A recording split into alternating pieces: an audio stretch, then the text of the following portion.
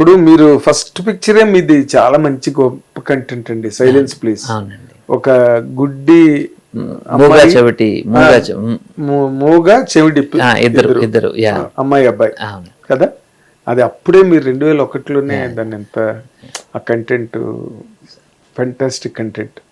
నేను చూసాను కూడా, I remember to have seen that film. ఇప్పుడు 2001 నుంచి 25 సినిమాలు కంప్లీట్ చేసి 27వ సినిమా సార్, 27వ సినిమా ఎల్జిబిటి. ఈ ఎల్జిబిటి మీద పడ్డారండి మీరు. So how it is relevant today అండి? దట్ ఈస్ మన సెక్షన్, మన సొసైటీలో ఒక సెక్షన్ అండి, ఇగ్నోర్ చేయబడ్డ సెక్షన్. అంటే 10% of the population are in to LGBT category అండి, ఈ రెయిన్బోలో ఉన్నారు. బట్ కానీ మనకు కనిపించే విజిబుల్ కమ్యూనిటీ ఓన్లీ 1% ఉంది. మిగతా 9% సైలెన్స్లో సఫర్ అయిపోతున్నారండి. ఇది ఎలాంటి ప్రాబ్లం అంటే, ఎక్నాలజీ చేయకపోవడం వలన సైలెంట్గా సఫర్ అయిపోతూ ఉన్నారండి.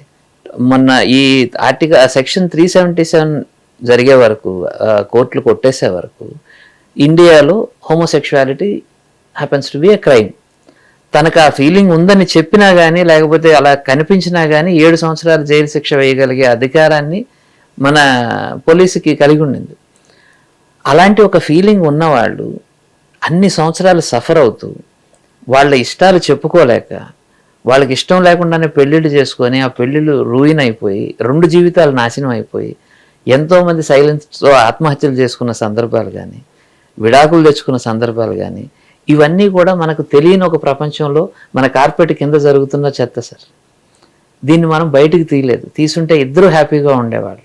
అతను అతని ఇష్టానికి ఉండేవాడు, ఆ అమ్మాయి కూడా హ్యాపీగా తనకు నచ్చిన ఒక హెట్రో రిలేషన్షిప్లో ఉండగలిగేది. బట్ యూఆర్ రూయినింగ్ యువర్ ఒక 2 లైఫ్ని రూయిన్ చేసేసారు కేవలం మీ స్టిగ్మా వలన, ఎవరో ఏదో అనుకుంటారు అనే ఒక ఆలోచన వలన. కాబట్టి సాక్షాత్తు సుప్రీంకోర్టు జడ్జిలే మీ కమ్యూనిటీకి మేము సారీ చెప్తున్నాము, క్షమాపణ చెప్తున్నాం, ఇన్ని సంవత్సరాలు మిమ్మల్ని ఇలాంటి నరకానికి మేము గురి చేసినందుకు అని వాళ్ళు కోర్టు ముఖంగా క్షమాపణ చెప్పారు సార్ కమ్యూనిటీకి.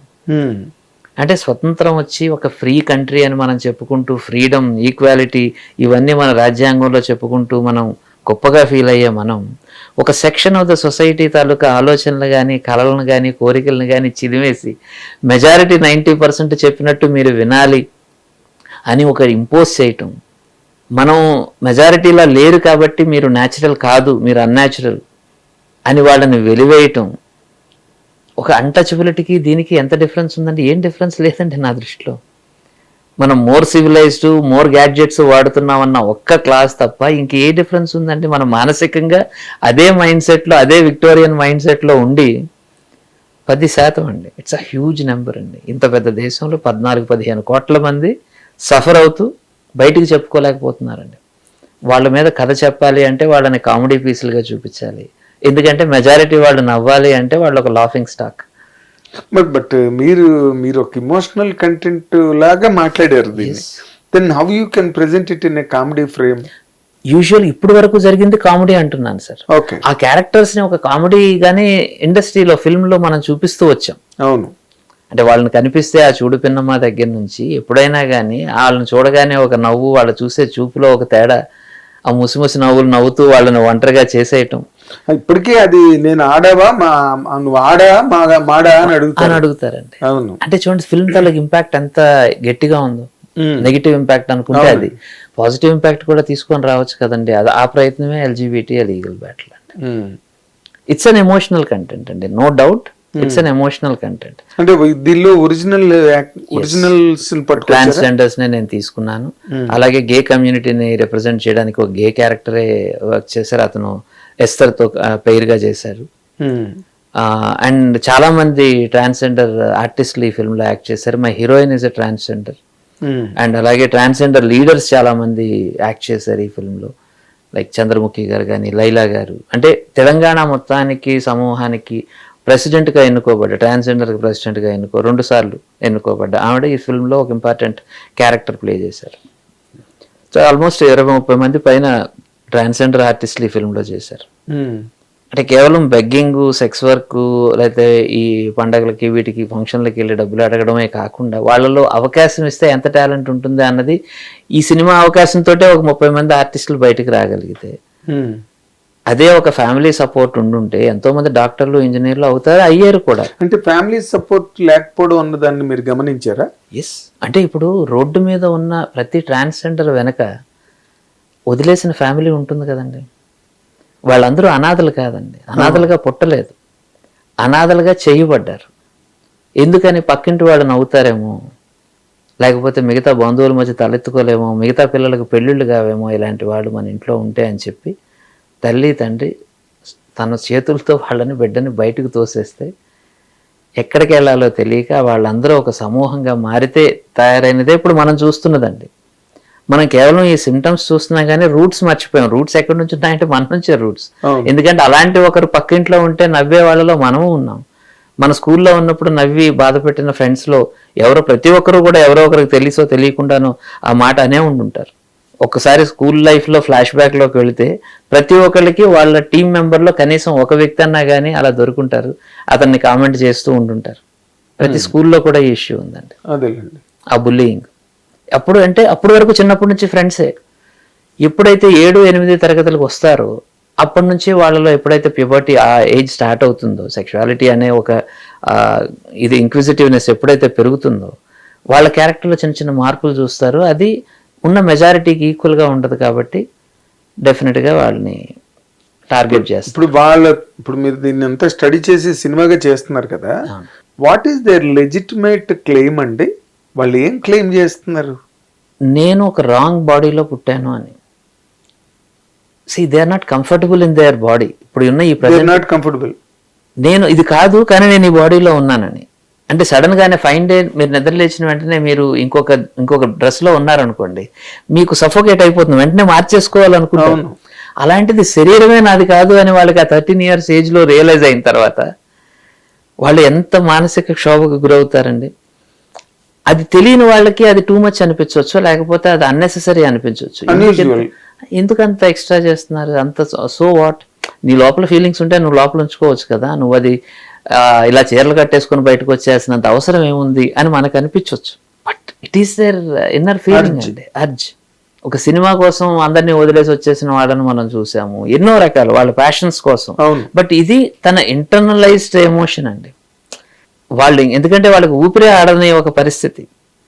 ఈ సినిమాలో ఒక డైలాగ్ ఉంటుంది, మేము ఒక చిన్న ఆపరేషన్ చేయించుకోవాలంటే మనం 10 సార్లు ఆలోచిస్తాం. అలాంటిది ఒంట్లో ఉన్న అంగాలన్నీ కోహించుకుంటూ ఆపరేషన్ చేయించుకుంటూ నా శరీరం ఇది కావాలి అనే ఒక టార్గెట్ వైపు ప్రాణాలకి తెగించి వాళ్ళు చేసే ఈ పోరాటం ఏదైతే ఉందో మిగతా వాళ్ళకి హాస్యాస్పదంగా కనిపించవచ్చు కానీ వాళ్ళకి లైఫ్ అండ్ డెత్ సమస్య. వాళ్ళకి లైఫ్ అండ్ డెత్.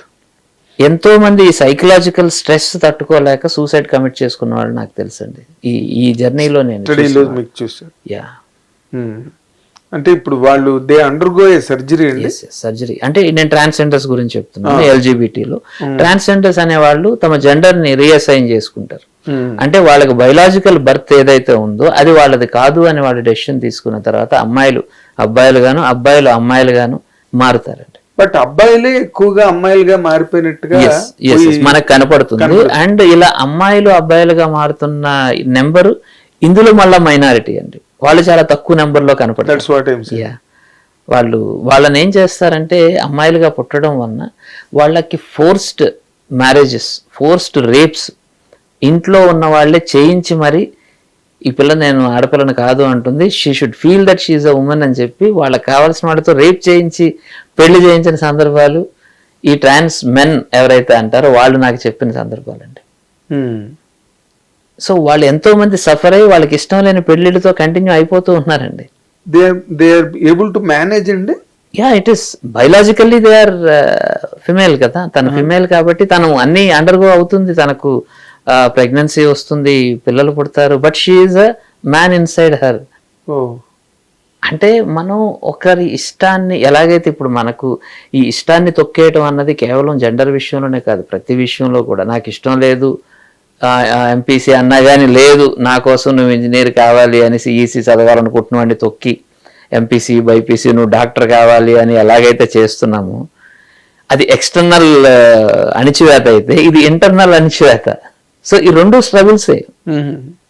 నీకు ఇష్టం లేని ఒక సబ్జెక్ట్ తీసుకుంటేనే సూసైడ్ చేసుకునే ఒక పరిస్థితిలో ఉన్నప్పుడు ఇందులో నా heroine actually she works as a nurse అనమాట. ఇలాంటి ఒక సూసైడ్ అటెంప్ట్ కేసు వచ్చినప్పుడు ఆ అమ్మాయితో అంటుంది, ఇలా మా నాన్న నాకు ఇష్టం లేని సబ్జెక్ట్లో జాయిన్ చేశాడు, ఆ ప్రెషర్ తట్టుకోలేక నేను సూసైడ్ చేసుకున్నాను అక్క అని చెప్తే, నాకు ఇష్టం లేకపోతే నా బయాలజీనే మార్చుకున్నాను నేను, నువ్వు చిన్న సబ్జెక్ట్ కోసం నువ్వు ఇదైపోతే ఎలాగా అని షీ ట్రైస్ టు మోటివేట్. మనకు నచ్చని మార్చుకోవాలి కదా. మరి లీగల్ బ్యాటిల్ అని ఎందుకు పెట్టారండి? ఎందుకనంటే 4 ప్లేసెస్లో వివక్షత. అంటే లీగల్లో మనం చట్టం చూస్తే నేను న్యాయం గురించి కూడా ఆలోచించానండి. ఫస్ట్ వాళ్ళు పుట్టిన తర్వాత అందరిలాగే ప్రేమగా పెరిగారు, అంతా హ్యాపీగా ఉంది. ఒక ప్యూబర్టీకి వచ్చేసరికి వీళ్ళు సడన్గా నేను ఇది కాదు అన్నప్పుడు గెంటి వేయబడుతున్నారు. సో ఫ్యామిలీలోంచి వాళ్ళకి న్యాయం దొరకలేదు, వాళ్ళకి ప్రాపర్టీలో రైట్స్ ఉండవు, వాళ్ళని సిబ్లింగ్స్ బయటకు పెట్టేస్తారు, దగ్గరికి రానివ్వరు. ఇది తర్వాత స్కూల్లో బుల్లింగ్ జరుగుతుంది, అండ్ సొసైటీలో మిగతా వర్క్ ప్లేస్లో వాళ్ళకి చాలా ఇబ్బంది. పోనీ ఫైనల్గా లా చట్టం దృష్టిలో అన్నీ సమానం, కళ్ళు గంతలు కట్టుకొని మరి న్యాయదేవత నిలబడి నేను వింటాను నేను చూడను అని చెప్తున్న న్యాయ వ్యవస్థలో కూడా వీళ్ళకి డిస్క్రిమినేషన్ అవుతూ ఉన్నప్పుడు వాళ్ళు ఎలాంటి ఈ వార్ చేసి తమ తాలూకు అస్తిత్వాన్ని కాపాడుకోవడం కోసం చేసిన ఒక పోరాటం గురించిన చరిత్ర అండి ఒక రకంగా కథ. అంటే ఓవరాల్ లీగల్ హిస్టరీని నేను ఈ పాయింట్లో టచ్ చేశాను. నాల్సా జడ్జిమెంట్ దగ్గర నుంచి వాళ్ళని ఫస్ట్ టైం ఒక 3వ జెండర్గా గుర్తించి సుప్రీంకోర్టు రూలింగ్ ఇచ్చిన వరకు అక్కడి నుంచి స్టార్ట్ చేస్తే వాళ్ళ లీగల్ క్లెయిమ్ అంటే వీళ్ళు మనుషులే అని మన రాజ్యాంగం గుర్తించింది. అక్కడ నుంచి తీసుకుంటే ఈ రోజు మొన్న రీసెంట్గా వచ్చిన ట్రాన్స్జెండర్ ప్రొటెక్షన్ యాక్ట్ వరకు అందులో జరుగుతున్న డిస్క్రిమినేషన్స్. హిట్ టీవీ యాప్, ఇందులో short news, live news, entertainment shows, movies, digital magazines తో పాటు మీ జిల్లా వార్తలను కూడా ఫ్రీగా చూడొచ్చు. ఇంకెందుకు ఆలస్యం, వెంటనే హిట్ టీవీ యాప్ ని డౌన్లోడ్ చేసుకుని ఫ్రీగా ఎంటర్టైన్మెంట్ పొందండి. Hit TV app, hit TV app, please download hit TV app. Hit TV app ని ఫ్రీగా డౌన్లోడ్ చేసుకుని ఎంజాయ్ చేయండి. మీకు నచ్చిన ఎంటర్టైన్మెంట్ కోసం హిట్ టీవీ యాప్ ని ఫ్రీగా డౌన్లోడ్ చేసుకుని ఎంజాయ్ చేయండి. హిట్ టీవీ యాప్ ని డౌన్లోడ్ చేసుకుని ఆస్వాదించండి, ఆశీర్వదించండి. ఇంతమంది సెలబ్రిటీలు హిట్ టీవీ యాప్ ని డౌన్లోడ్ చేసుకోండి అని చెప్తున్నారంటే ఎంత మంచి యాప్ ఆలోచించండి. అమెరికా అమెరికా అమెరికా అమెరికాలో చదవాలనుకునే వాళ్ళకి విశ్వసనీయమైన పేరు మన శౌర్య కన్సల్టెన్సీ. UK లో 1 year masters, UK లో 1 year masters, 2 years work permit up to 5 years visa. Contact Saurya Consultancy. Contact 89851 89851.